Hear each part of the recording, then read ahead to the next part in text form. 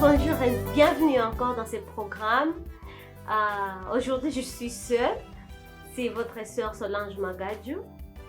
Aujourd'hui, je vais vous présenter les contenus de ces livres. Donc, je vais partager avec vous les contenus de ces livres. C'est que j'aurais aimé savoir avant de me marier. C'est que j'aurais aimé savoir avant de me marier. Je sais que nous avons plusieurs jeunes qui ont plusieurs questions, qui se demandent beaucoup de choses sur le mariage, la vie de mariage, comment se préparer. Vous avez donc un tas de questions que vous vous posez. Et aujourd'hui, dans cette émission, à travers ces livres, nous allons répondre à plusieurs questions que vous vous posez. Alors, ces livres, c'est un livre de Gary Chapman. Gary Chapman, c'est un auteur américain. Ses titres, c'est une traduction.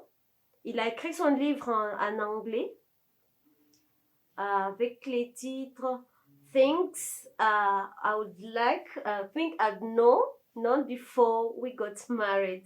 Excusez-moi du temps, je ne suis pas anglaise, mais je crois que vous avez compris. Alors, ce livre a été publié aux éditions Urania en 2013. Alors, le fait d'être amoureux ne suffit pas. Le fait d'être amoureux ne suffit pas. Vous savez, nombreux sont ceux qui pensent que lorsqu'ils sont amoureux, cela suffit pour qu'ils vivent ensemble. Ces personnes-là se trompent. Avec toutes les expériences que moi je connais, avec les entretiens que j'ai eu à avoir avec des couples, avec des personnes que je côtoie, je peux conclure avec l'auteur Gary Chapman que le fait d'être amoureux, ça ne suffit pas. Vous voyez, lorsque vous ressentez encore ces sentiments amoureux, cette flamme, cette chaleur-là qui vous pousse à vous voir tout le temps, vous pensez à votre amoureux ou votre amoureuse, vous pouvez penser que ça suffit pour se marier, mais ça vaut la peine de se préparer. Il faut se préparer pour se marier. Et il y a plusieurs façons de se préparer pour le mariage. On n'aura pas à en parler ici. Peut-être si vous venez dans les commentaires avec vos questions, peut-être on peut voir comment vous répondre. Mais ici, je veux seulement vous signifier que le fait d'être amoureux, ça ne suffit pas. Ça vaut la peine de se préparer parce que il faut aussi prendre en compte les différents aspects. Vous voyez, la personne que vous aimez, il a son passé, il a ses préférences, il a ses intérêts, soit intellectuels, spirituels. Il y a un tas de choses qui comptent et vous devez vous focaliser sur tous ces aspects pour vous préparer au mariage et ne pas être surpris demain. Il y a plusieurs couples que l'auteur Gary Chapman a rencontrés parce qu'il travaillait dans un bureau conjugal, bureau de conseil conjugal, si je peux le dire comme ça, dans leur église. Et c'est comme ça qu'il a rencontré des personnes. Il a rencontré des personnes des couples qui avaient des plaintes et qui s'étaient focalisés seulement à l'amour et ont décidé à se marier, mais ils ont fini par déchanter. Ils ont fini par divorcer, ils ont fini par se détester et se dire même de gros mots parce qu'ils pensaient que l'amour suffisait. Alors, dans ce livre, nous avons plusieurs choses qui peuvent nous apprendre, qui peuvent nous aider à nous préparer suffisamment sur tous les plans, sur tous les aspects de la vie pour que nous puissions y aller sachant qu'est-ce que nous allons faire là et comment nous allons nous y comporter pour que nous ne puissions pas avoir une mauvaise fin. Nous sommes différents, nous sommes vraiment différents. Nous sommes différents, nous devons les reconnaître. Même si nous sommes amoureux, nous sommes amoureuses, nous devons aussi connaître cet aspect de différence. Nous sommes différents et nous devons tout faire pour, nous devons porter notre attention à ce que ces différences que notre partenaire, donc cette différence que nous avons avec notre partenaire ne puisse pas être demain une pierre d'achoppement. Vous savez, je ne sais pas de négliger ces picotements de coups de foudre, cet amour, cette sensation que vous avez. Je ne suis pas en train de négliger ces sentiments. Ça aussi, ça a grande importance dans une relation de mariage. Mais il ne faut pas penser que ces sentiments suffisent pour avoir un mariage satisfaisant. Il faut savoir d'autres aspects. Ces sentiments constituent seulement une cerise sur les gâteaux. Vous savez, une cerise ne constitue pas les gâteaux. La cerise est juste là, mais ça ne constitue pas les gâteaux. Alors, il ne faut pas se focaliser seulement à l'amour. L'amour vient donner juste la saveur à notre relation, la saveur à notre mariage, la saveur à ce que nous sommes en train de prétendre faire ou prétendre vivre, mais nous ne pouvons pas nous focaliser sur ces sentiments et nous dire que non, voilà, nous sommes prêts pour nous marier. Nous savons qu'il y a des gens qui se disent que nous sommes prêts. Il y en a même qui ne veulent pas même être préparés. Ils pensent qu'ils n'ont pas besoin de conseils. Ils pensent qu'ils n'ont pas besoin que les gens leur montrent, donc leur parlent de quelque chose concernant les mariages. Et ils ne pensent pas qu'ils ont besoin d'un conseil même de l'église parce qu'ils se disent, si nous nous aimons, si nous nous aimons bien, pourquoi ne pas vivre ensemble? Je crois que les plutôt serait le mien. Donc, lorsqu'on se ressent, on se sent amoureux, on se sent aimé, on se sent aussi, donc, aimé vice versa. On pense que ça suffit pour se marier, mais nous avons des témoignages des gens qui se sont beaucoup aimés. Ils ont même passé beaucoup de temps dans les relations peut-être des fiançailles, mais qui ont fini par se haïr, ils ont fini par se détester. Je crois que pour ce premier chapitre, nous pouvons nous arrêter là. Nous allons directement entrer au deuxième chapitre qui nous dit qu'il y a deux étapes dans l'amour. Il y a deux étapes dans l'amour. Alors, la première étape de l'amour. La première étape dans l'amour est motivée par ces sentiments amoureux. Cet état d'euphorie. Tu te sens amoureux, nous sommes amoureux, nous nous aimons. C'est ce qui vous emporte. Vous vous dites que non, nous nous aimons, ça suffit. C'est la première étape. Lorsque vous vous rencontrez, tu ne dors plus, tu ne sommeilles plus. Tout le temps, ce sont des textos, des messages, des appels. Tu ne regardes que la photo de ta copine, de ton copain. Tu ne regardes que la photo de la personne que tu aimes et tu penses que ça suffit. Ça, c'est juste une première étape. J'étais en train de dire que nous avons deux étapes dans l'amour. Et la première étape, c'est ces sentiments. Alors, ces sentiments poussent nombreuses personnes à se marier. Alors que, selon les recherches, ces sentiments ne durent pas toujours. Pas vraiment toujours. Selon les expériences, il y en a qui ont démontré que ça ne dure que, ça n'a que la moyenne de 2 ans. Donc, pour certaines personnes, ça peut aller au-delà, un peu au-delà, et pour d'autres, ça peut aller à moins de 2 ans.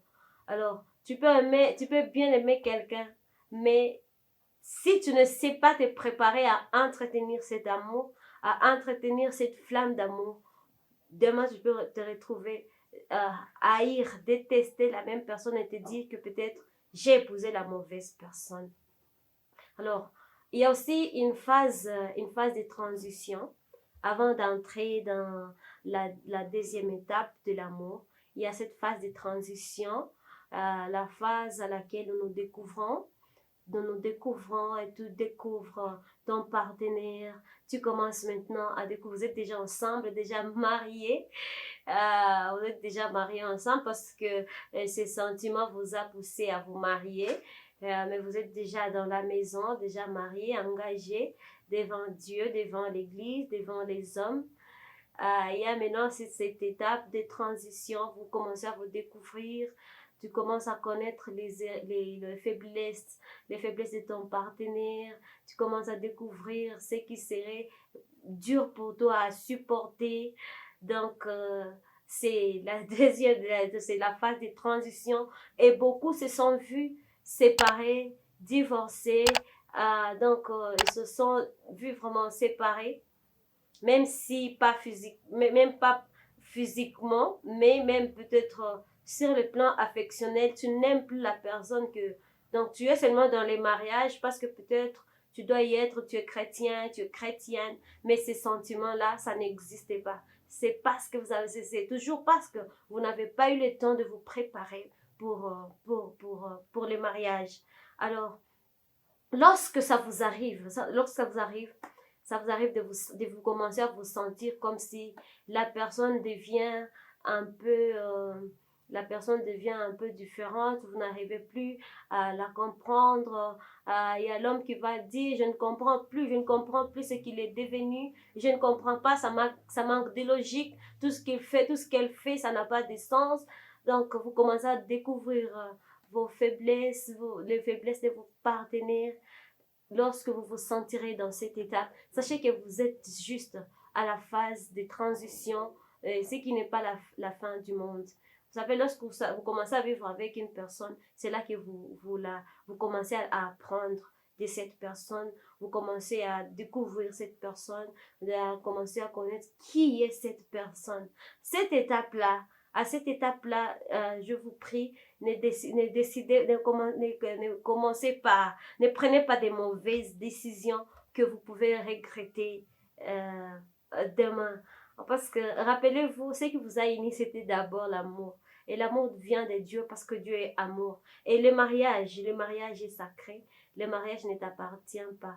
Aussitôt marié, tu n'as plus de pouvoir sur ton mariage. Je te l'assure, si tu ne le savais pas. Si tu es déjà marié, aussitôt marié, tu n'as plus de pouvoir sur ton mariage parce que ce n'est pas ton institution. La deuxième étape, c'est une étape qui demande beaucoup plus de volonté. La deuxième étape demande beaucoup plus de volonté. Donc, il exige un peu plus de travail. Donc, il faut travailler pour arriver à accomplir ton rêve.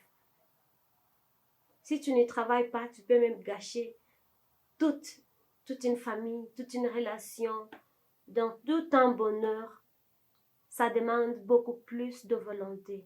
Maintenant que tu connais la personne que tu as épousée, maintenant que tu connais déjà ses faiblesses, et maintenant cette volonté de travailler pour le bonheur de votre couple, pour l'avancement de votre couple, pour la réalisation de ces rêves que tu avais pour ta famille, ces rêves que tu avais pour ton couple, pour ta famille et pour tout ton futur. Parce que ça demande beaucoup plus de travail. Ça demande beaucoup plus de travail. Et si vous y travaillez, je vous assure, votre mariage sera le meilleur. Sera le meilleur.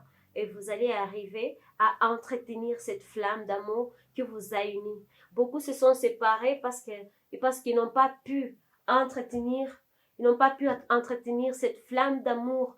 Ils n'ont pas pu prendre soin de cette flamme d'amour. Il y a des ingrédients, il y a des choses qui nous aident à entretenir cet amour et de demeurer dans cette flamme. Bien sûr, nous sommes des humains. Quelqu'un peut te faire quelque chose qui te fait trop mal. Mais si tu connais comment t'en sortir, tu y travailles, de te battre pour ton mariage, tu vas y arriver. Je disais que nous devons avoir cette volonté, Nous devons avoir cette volonté de garder cette flamme. L'autre auteur a prévu cinq langages de l'amour. Alors, le premier langage, ce sont des paroles valorisantes. Des paroles valorisantes. Vous savez, il y a des couples, la plupart des amoureux sont ceux qui ne se disent plus que voilà, je t'aime, ils ne se font plus de compliments. Tu es déjà chez moi, je suis déjà chez toi. Alors, plus rien à y apporter, plus rien à y ajouter. On est déjà mariés, c'est fini. Mais laissez-moi vous dire, les paroles valorisantes sont très importantes dans une relation amoureuse, dans un mariage. Dire juste un simple merci, par exemple. Quelqu'un t'apporte, donc ton mari ou ta femme t'apporte un cadeau, tu dis juste merci.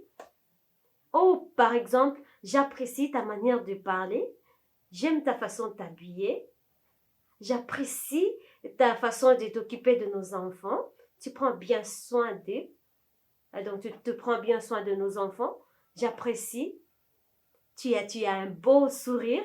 Donc ces genres de paroles sont la plupart du fois sont des paroles qui disparaissent lorsque donc le lendemain du mariage, lorsque les gens se marient, ils oublient déjà ou même après quelques temps de mariage, nous voyons des gens qui oublient concernant ces compliments. Tu ne dis plus à ton chéri, à ta chérie que voilà, tu es mignonne, tu es jolie, tu es intelligente, je te trouve sage, je te trouve vraiment adorable.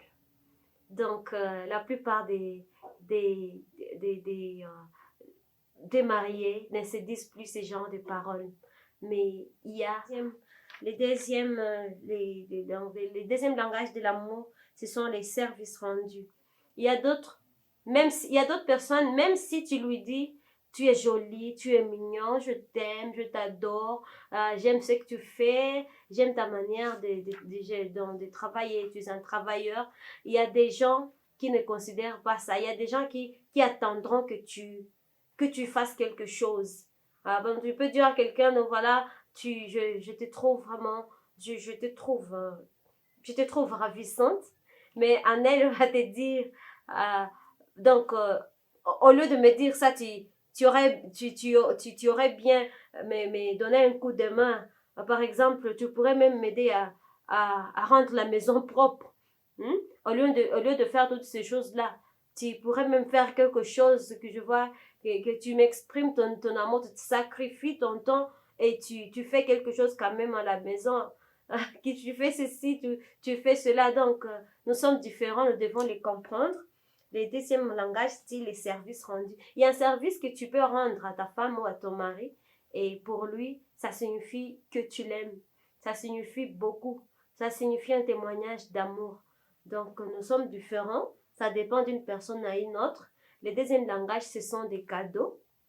Il y en a qui sont emportés par des présents que nous leur offrons. Alors, un cadeau, ce n'est pas une obligation que ce soit un cadeau cher, que ça coûte très cher, que ça vienne, je ne sais pas d'où, de quel pays, de quel magasin, de quelle boutique. Un cadeau avec l'intention seulement de prouver, de témoigner cet amour à ta chérie ou à ton chéri. C'est quelque chose, ce sont des épices, c'est les moments de qualité. Les moments de qualité sont très importants. Il y a beaucoup qui se marient. Depuis qu'ils se sont mariés, ils n'ont jamais été ensemble seuls. Ils sont toujours à la maison avec des visiteurs, ils sont toujours à la maison avec des enfants, toujours à l'église, toujours au travail. Donc, ils ne trouvent plus ils n'ont plus le temps pour eux. Ils n'ont plus les seuls moments qu'ils se rencontrent, c'est lorsqu'ils sont dans leur chambre. Et puis, une chambre à coucher juste pour dormir. Voilà. Ces moments de qualité sont des moments qui aident, qui entretiennent cet amour.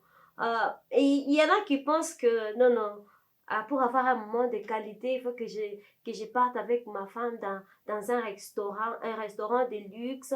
Il faut que je l'amène dans un paysage un peu beau. donc il faut que je dépense pour ça. Mais vous pouvez faire tout ça, vous pouvez l'apporter au restaurant et vous y arrivez. Vous y allez seulement pour satisfaire votre besoin de faim. Vous aviez faim, vous avez mangé, vous aviez soif, vous avez bu, mais ça, ce n'est pas un moment de qualité. Un moment de qualité, c'est un moment qui dit « j'ai envie d'être avec toi ». Le deuxième langage de l'amour, c'est les touchés physiques. Les touchés physiques sont très, très importants. Alors, selon chaque culture, je sais que vous avez vos manières de pratiquer vos touchés, mais ce sont des choses qui sont très, très importantes, très capitales, que beaucoup négligent, que beaucoup ne considèrent plus. Mais ce sont des moments très exceptionnels qui aident à activer cette flamme d'amour que tout le monde aimerait garder pour toute sa vie. Alors, tels sont les langages de l'amour que nous avons trouvés dans ces livres et dans nos expériences même personnelles. Je sais que ce sont des langages qui vous ont beaucoup, beaucoup béni. Alors, une chose que je te demande, je veux que tu trouves le langage approprié de ton partenaire. Vous pouvez même en discuter, demander à ton partenaire qu'est-ce qui te va mieux, qu'est-ce que tu aimes, et donc quel langage d'amour te va mieux. Vous savez, lorsque vous ne communiquez pas, c'est aussi difficile de se découvrir. C'est difficile de savoir comment te rendre heureux si je ne sais pas ce que tu aimes. Telle mère, telle fille, tel père, tel fils. Ce proverbe n'est pas un mythe. Vous savez, lorsque nous épousons une personne, il est toujours important de savoir quelque chose de son, comment on dit, background, donc de son passé.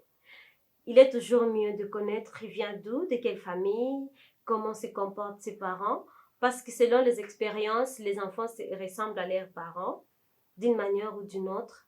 Je ne vais pas prendre beaucoup de temps à parler de ceci, mais je voudrais que lorsque tu fais les choix de ton conjoint, que tu prennes soin de savoir comment ils vivent chez eux, comment se comporte sa mère devant son mari, donc comment se comporte son père devant sa femme, parce que ça ne manque pas, il y a des choses que nous prenons de là.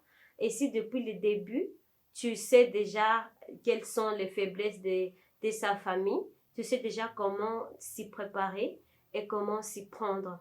Mais je n'essaie pas de te dire que la fille va totalement ressembler à maman ou les garçons vont totalement ressembler à papa, mais il ne faut pas ignorer cet aspect. Se régler les désaccords en évitant les disputes. Alors, nous devons connaître que nous sommes différents. Nous avons des préférences différentes. Nous ne sommes pas les mêmes. Donc, il arrivera que nous puissions avoir des disputes, que nous puissions avoir des problèmes.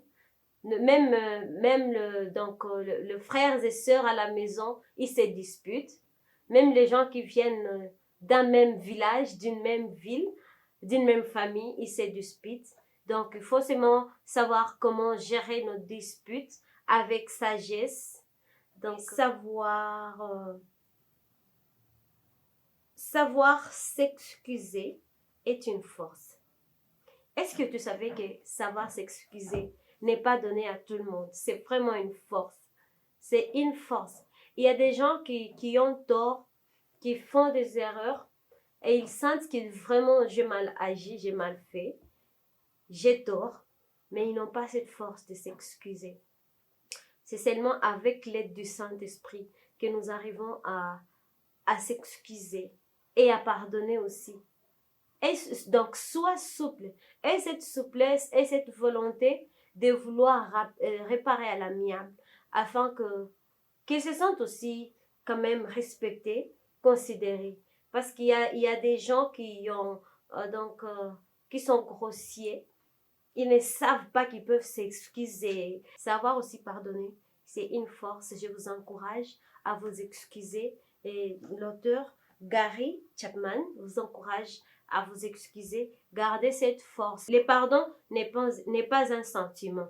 Ici, je ne veux pas y rester beaucoup longtemps. Le pardon n'est pas un sentiment. Je veux juste vous renvoyer à notre émission. Nous avons une émission sur le pardon et toutes les questions que nous avons abordées dans cette émission sont les mêmes questions que l'auteur aussi a abordées. Alors, pour ne pas prendre beaucoup de temps sur ces chapitres, je vous envoie seulement dans cette émission. Allez suivre, vous allez découvrir qu'est-ce qu'est le pardon, est-ce que le pardon n'est pas.